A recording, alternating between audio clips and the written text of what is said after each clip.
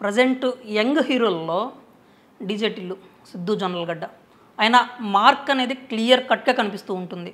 ఆయన ఒక యాక్టర్ మాత్రమే కాదు, రైటరు, డైరెక్షను, ఇన్ని కళలు ఉన్నాయి. ఇప్పుడు మరి సెకండ్ ఆల్రెడీ ఒక పార్ట్ తీశారు, సక్సెస్ అయ్యారు, ప్రూవ్ చేసుకున్నారు. మరి డీజే టిల్లు స్క్వేర్ ఎలా ఉండబోతోంది, దానిలో మీ పాత్ర ఎలా ఉండబోతోంది? నా పాత్ర యాజ్ ఇట్ ఈస్గా పాత్రనే, ఐ మీన్ ఫాదరే. తర్వాత డీజే టిల్లు 2 అనుకోండి, లేదా టిల్లు ఈవెంట్స్ అనుకోండి, లేదా టిల్లు స్క్వేర్ అనుకోండి. వీటిలో ఏది ఫైనల్ అవుతుందో తెలీదు. మీ అంచనాలకు తగ్గట్టుగా సినిమా రూపొందుతున్నది. అంచనాలకు తగ్గట్టుగానే, అంచనాలను మించేలాగా. ఎందుకంటే మించి అనలేను నేను. మీరు ఏ ఎక్స్పెక్టేషన్లో ఉన్నారో ఆ ఎక్స్పెక్టేషన్ మీరు సాటిస్ఫై ఖచ్చితంగా అప్ టు ద మార్క్ అయితే అవుతారు. ఒకవేళ మోర్ దెన్ దట్ అయ్యారనుకోండి, వీ విల్ బీ హ్యాపీ.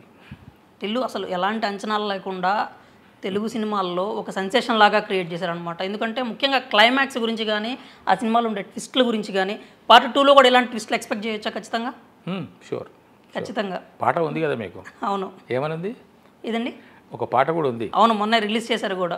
అంటే ఆ పాట మాత్రం ఏంది మామ ఇంకా ఇట్లాగే ఉన్నావు అనే ఒక వేలో చెప్పుకొచ్చారు. ఇల్లు అన్న ఇల్లా అయితే ఎలాగన్నా అని చెప్పి ఆయన అలాగే పోయేటట్టు ఏదో ఇరుక్కున్నాడట కదా.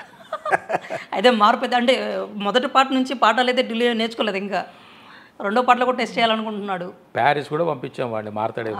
ప్యారిస్ కూడా అయితే టిల్లు స్క్వేర్ ఇప్పుడు ప్యారిస్ దాకా వెళ్ళింది. ప్యారిస్, హైదరాబాద్ నుంచి ప్యారిస్ వరకు వెళ్ళింది. ప్యారిస్ వెళ్ళి వచ్చాడు ఆయన, వెళ్ళి వచ్చాడు. అయితే సార్ అదే ఎనర్జీయా? అంతే ఉండబోతుంది అయితే? కాన్ఫిడెంట్గా చెప్పగలను. పైగా అనుపమ గారు ఉన్నారు, మరి అనుపమ పరమేశ్వరన్ గారు ఉన్నారు. పైగా ఆమెను చాలా కొత్తగా చూపించబోతున్నారు. ఏదైతే ప్రమోషన్ స్టార్ట్ చేసింది కూడా చాలా కొత్తగా అనిపించింది. ఆవిడ గారితో కూడా మీకు ఉన్నాయా సీన్స్? అనుపమ గారితో కోడలు కదా. అయితే అవుతుంది, పెళ్ళి అవుతుంది. టిల్లుకు పెళ్లి చేస్తారు అయితే, చూద్దాం. ఎలా ఉంది సార్ కోడలతో ఎక్స్పీరియన్స్? ఎలా ఉంది, వర్కింగ్ ఎలా ఉంది? Very nice. చాలా సింపుల్గా ఉంటారు. ఎందుకో అనుపమ గారితో చేస్తున్న డీజే టిల్లు కానీ, శ్రీలీలతో భగవంత్ కేసరి కానీ, అంటే శ్రీలీల గారితో నాకు సీన్స్ లేవు అసలు. కానీ మేము షూటింగ్లో ఉన్నప్పుడు కలిసినప్పుడు ఆ అమ్మాయి కూడా చాలా ఆప్యాయంగా దగ్గరికి వచ్చి అంకుల్ అని పలకరించి, యంగ్ టాలెంట్. అనుపమ కూడా అంతే. అవును, చాలా తక్కువ ఏజ్లోనే శ్రీలీల అనే ఆవిడ యంగ్ టాలెంట్. అనుపమ కూడా పలకరిస్తుంది. అవును, మనం వెళ్ళి హీరోయిన్ కదా అని చెప్పేసి మేడం గుడ్ మార్నింగ్ మేడం నమస్కారం అవి లేవు. ఆమెనే నాకు చూడకుంటే అమ్మాయి స్వయంగా వచ్చేసి పలకరిస్తుంది, అంకుల్ హౌ ఆర్ యు అని. శ్రీలీల గారు కూడా అలాగే. శ్రీలీల గారు మేడం ఎలా అంటే, మేడం అనద్దు సార్ మీరు నన్ను అంకుల్, మీరు నన్ను మేడం అనద్దు, లీలానండి. శ్రీలీల కూడా లీలానండి అన్నది ఆవిడ. అంటే గౌరవం, పెద్దల మీద గౌరవం. అంటే తెలుగు ఇండస్ట్రీలో ఇప్పుడు ఏదైతే యంగ్ టాలెంట్ వస్తుంది, యంగ్ టాలెంట్ ఎప్పటికప్పుడు ప్రూవ్ చేసుకుంటున్నారు, రైటర్స్ కావచ్చు, డైరెక్టర్స్ కావచ్చు, ఆర్టిస్టులు కావచ్చు, ఎలా అనిపిస్తుంది మీకు ఇప్పుడు ఇది చూసి, ఇలాగా యంగ్ టాలెంట్ అనేది రావడం అనేది? ఎందుకంటే మీరు ఆ ఏజ్లో రావాలనుకుని మరి ఏ పరిస్థితుల్లో రాలేకపోయారు, ఎందుకు రిటైర్మెంట్ వరకు వెయిట్ చేయాల్సి వచ్చింది? అంటే అవకాశాలు రావాలి కదా సార్ సినిమాల్లో. ప్రయత్నించారా? నేను ఎప్పుడు ప్రయత్నించలేదు. ఆ ప్రయత్నాన్ని విరమించుకున్నాను, ఆపుకున్నాను, ఓకే, దాచుకున్నాను, చంపుకోలేదు, దాన్ని అట్లాగే ఉంచాను.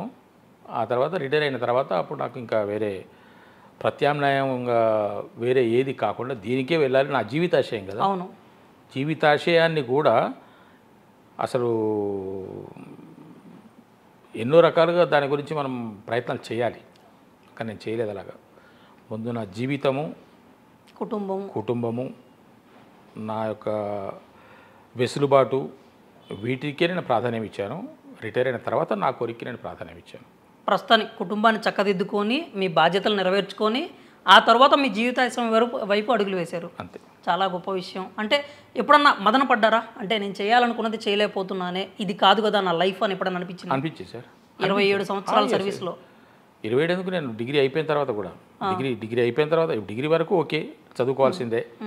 డిగ్రీ తర్వాత ఎప్పుడైతే నేను ఒక సినిమా నటుడు అవ్వాలని అనుకున్నానో అవ్వలేకపోతున్నాను కదా అనేటువంటి బాధ నాకు అప్పుడు సినిమా చూసిన ప్రతిసారి కలిగేది సార్. ఎప్పుడు కాదు, అది మర్చిపోలేదు కదా నేను ఎప్పుడు. అవును, తెర మీద మనల్ని మనం ఎప్పుడు నేను ఏనాడు నేను సినిమా నటుడు అవ్వాలనే కోరికను మర్చిపోలేదు, ఎవరికి చెప్పుకోలేదు, నేను మర్చిపోలేదు. కళలు కనండి, కళలు నిజం చేసుకోవడానికి చేయాలన్నట్టు. కానీ మనకు మార్గం లేదు కాబట్టి, అందరి నిచ్చెనకు మనము అర్రులు దాచడం కరెక్ట్ కాదు కాబట్టి, మనము చెప్పులు కొడుకోవడానికి డబ్బులు లేవు. అవును, చెన్నై వెళ్ళి మనమేమి సినిమాల్లో ప్రయత్నాలు చేసుకుంటాం కాబట్టి అటువంటి ఆలోచనే ఉండకూడదు అనే దాని మీద కంట్రోల్ చేసుకొని, నన్ను నేను స్థిమితపరచుకొని రిటైర్ అయిన ఒక తర్వాత రకంగా త్యాగం చేశారు మీరు ఇన్ని రోజులు. రిటైర్ అయిన తర్వాత now I have to move, now I have to go అని చెప్పేసి అనుకొని అప్పుడు గట్టి ప్రయత్నాలు చేయడం మొదలుపెట్టాను. అవును సార్. సినిమాల్లో కాదు, సినిమాలు దొరకవని నాకు అనిపించింది సార్. ఓకే. సీరియల్స్ వైపు వెళ్ళాను. నటన అంటే దేనికైతే ఉన్నది, మనకు తెర మీద కనపడమే కదా, బుల్లి తెరేమి పెద్ద తెరేమి అని అనుకున్నాను నేను. ఇప్పుడు షార్ట్ ఫిల్మ్స్ అయినా కానీ మీ ఒక్క దగ్గర మీకు గుర్తింపు వచ్చిందంటే ఎక్కడికైనా లక్కీ షార్ట్ ఫిలిం అంటే గుర్తొచ్చింది. లక్కీగా నేను అన్నీ చేశాను సార్. యాడ్ ఫిలిం చేశాను, షార్ట్ ఫిలిం చేశాను, సీరియల్ చేశాను, సినిమాలు చేశాను, నాటకాలు చేశాను, నాటికలు చేశాను. ఆ నాటికల్లో కూడా మొత్తం పరిషత్తు పోటీల్లో పాల్గొన్నాను. దాని నాటక రంగంలో క్లైమాక్స్ శిఖరాగ్రం ఏమిటంటే నంది. అవును. ఆ నంది నాటకోత్సవాల్లో కూడా పాల్గొన్నాను. I'm very happy. ప్రస్తుతానికైతే మీ కోరికకు సంబంధించి అన్నీ కూడా ట్రై చేశారు, అన్నిట్లో కూడా మీ మార్క్ చూపించారు.